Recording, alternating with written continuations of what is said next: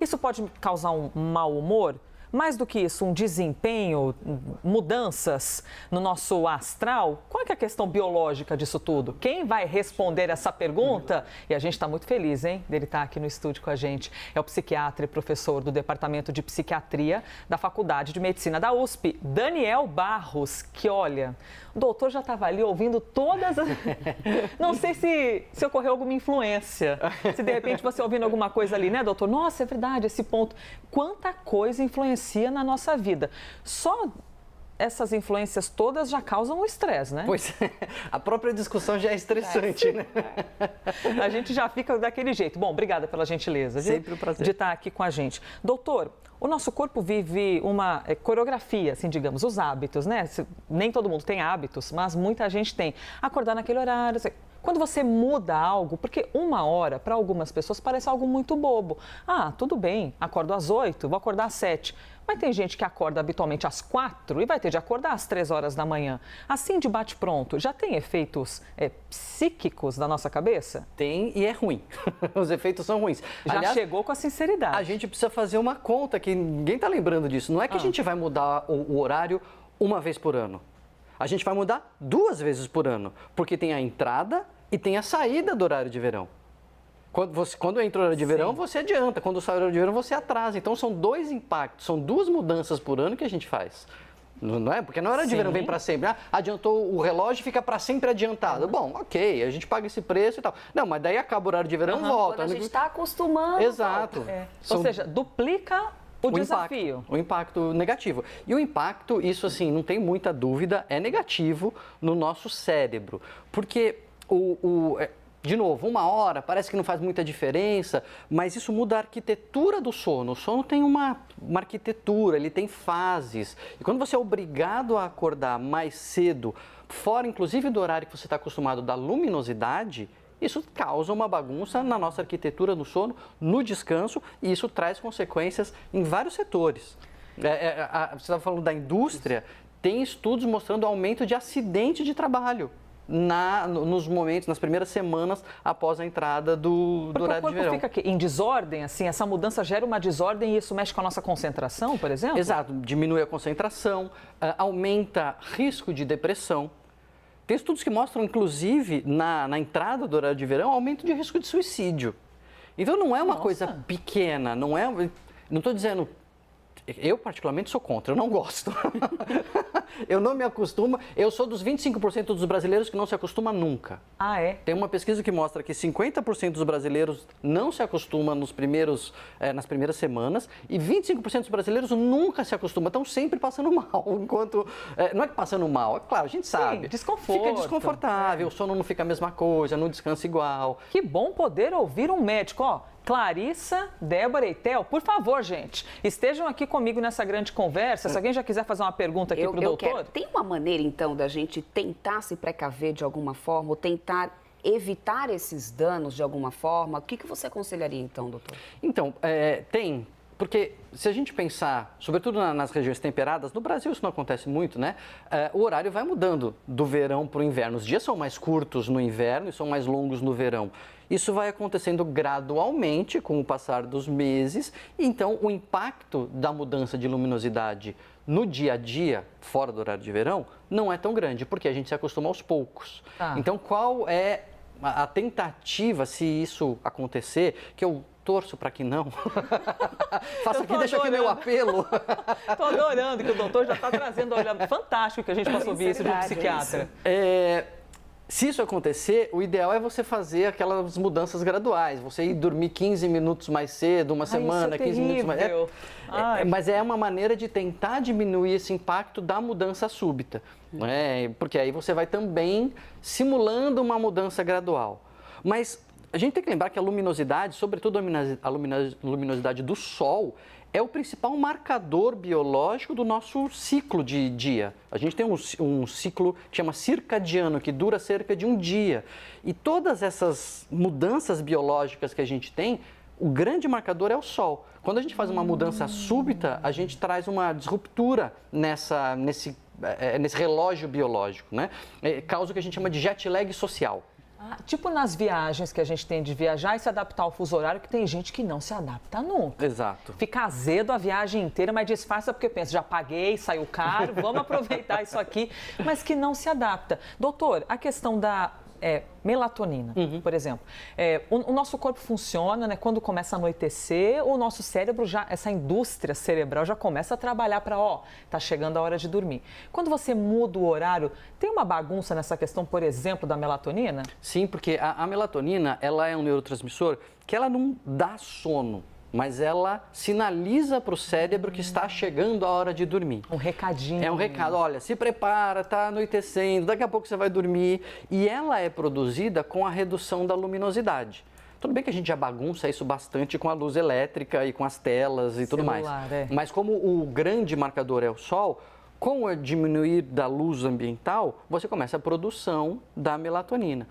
Quando você adianta e aí já chegou a noite e o escuro não chegou ainda, isso pode atrapalhar também o hábito de a pessoa dormir. É o que acontece se você viaja para um outro país muito rapidamente, você sai daqui do inverno no Brasil, chega no verão na Europa e aí à noite, já é 9 horas da noite, o sol está começando a se pôr. Isso as pessoas não conseguem dormir, né? Demoram para se adaptar por conta disso também. Doutor, eu quero fazer uma pergunta para as mães, porque eu, pessoalmente, adoro horário de verão. Eu me adapto super fácil, em 2, 3 dias eu tô ótima, adoro que eu chego, saio do trabalho, tá aquele solzão, é uma maravilha. Mas o que você faz com 3 adolescentes? Nossa, mas isso dá uma pauta além, assim, porque os adolescentes têm, de fato, dificuldade biológica de acordar mais cedo. Não, já tem no horário normal, você não consegue tirar da cama. Exato. Adianta uma hora, imagina. E a gente fica achando que é má vontade, que é adolescente, que é rebeldia, mas não é. Isso faz parte do amadurecimento do cérebro do adolescente e tem vários experimentos ao longo do mundo, assim, ao redor do mundo, atrasando a entrada de horário do adolescente na escola. E isso melhora a performance, melhora a prova, melhora o aprendizado, se o adolescente puder entrar 1 hora mais tarde na escola. Então, quer dizer, a gente já nem está propondo que entre 1 hora mais tarde, a gente está propondo que entre 1 hora mais cedo, quer dizer, em termos de horário, enfim, cerebral. Então, o impacto é difícil, assim. Talvez você se adaptasse melhor quando seus filhos eram crianças. Agora que eles são adolescentes, você vai ter mais dificuldade. Se arrancar, por exemplo, tela, tirar celular, fechar a janela para não entrar a luz do sol cedo na casa, isso ajuda? Então, esses hábitos que a gente chama de higiene do sono, eles são importantes com ou sem horário de verão. Né? Então, você ir diminuindo a luminosidade, diminuindo os estímulos no entardecer, no anoitecer, né? Não ficar de noite naquele videogame, naquela coisa muito estimulante, isso é importante para o hábito de sono como um todo. Aliás, ter rotina durante o dia, rotina mesmo, ajuda na hora de dormir, não só a rotina do sono. Ser uma pessoa com rotina, com hábitos regulares, facilita que o cérebro já vai sendo condicionado. Agora é hora do almoço, agora é hora do lanche, agora é hora de parar, agora é hora de dormir. Então, isso também facilita, faz parte da higiene do sono. Sensacional. Theo Cury, o Brasil quer te ouvir. Traz mais. A gente já teve vários breaking news aqui. Porque os adolescentes já têm dificuldade, não é só preguiça. Opa, já poderia rodar a vinheta de breaking news. O doutor, um psiquiatra, dizendo é ruim por vários motivos. Outra vinheta. Traz mais uma aí, Theo. Põe tua pergunta na roda. Eu sou da turma que acorda 4h30, então eu não sou dos maiores entusiastas. Eu queria saber o que tem de positivo nessa mudança. O que para o cérebro, para a nossa cabeça, tem de positivo esse adiantamento do horário em 1 hora? É interessante que tem umas pesquisas que avaliaram, né, se tem mais acidente, por exemplo, e viram que tem mais acidente na indústria. Mas quando você pesquisa, as pesquisas mundiais que tentam verificar acidente de trânsito, algumas até falam de mais acidente, mas outras falam que diminui o acidente porque você tem mais tempo de luminosidade. Então, talvez o balanço seja positivo nisso. E a gente sabe que ficar exposto à luz, à luminosidade, ela tende a ser positiva para o nosso humor. Então, até se fala que o dia mais longo poderia ser positivo para o nosso humor. Mas é sempre, como na conta da indústria, na conta do comércio, na conta do país, você tem que fazer o cálculo, né? O saldo, o que se ganha e o que se perde. E do ponto de vista da nossa saúde emocional, o saldo é negativo. Então, é mais uma variável para se pôr. Tem que pensar na crise hídrica, tem que pensar na indústria, tem que pensar no comércio, tem que pensar nas pessoas. Aliás, tem maior índice de infarto nas primeiras semanas depois que começa o horário de verão. Isso tem a ver com o aumento do... desculpa. Imagina. Isso tem a ver com o aumento do cortisol? Porque, Exato. assim, noites mal dormidas...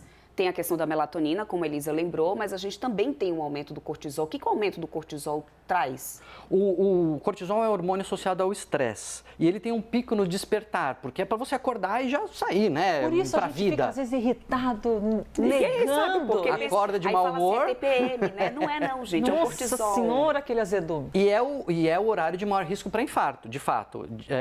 O despertar é um grande horário de risco por causa do pico do cortisol. Quando você coloca mais esse fator estressor, que você está se forçando a acordar fora do horário, isso tem estudos também no mundo mostrando aumento do risco, né, e de incidência de infartos em pronto-socorro nas primeiras semanas depois do horário de verão. Isso tem um custo para a sociedade, isso também custa dinheiro. Custa dinheiro de pessoas indo no PS, custa dinheiro de perda de trabalho, enfim, tem um custo econômico também para o país. Então, é um fator que não vem sendo considerado e que é muito bom a gente colocar à luz aqui, né? Por falar em hora de verão. O Daniel já está quase me convencendo aí contra o horário de verão. Eu estou me sentindo culpada agora e renegada. Como eu pude defender tanto? Bom, se a presidência da República estiver assistindo esse jornal, pode ser... Desculpa existir aí, hein? Comitê, crise hídrica e tudo mais, mas talvez nós tenhamos ouvido aqui informações muito relevantes em relação à saúde mental. Bom, para a gente fechar o assunto primeiro, doutor, assim, queríamos ficar aqui mais muitas horas, estamos adorando toda essa conversa. O senhor falou sobre... É que eu estou pensando aqui na galera que tem depressão, precisa fazer escolhas. Vamos falar sobre a higiene do sono. Essa questão da luminosidade, para a gente poder fechar aqui com uma dica para a galera.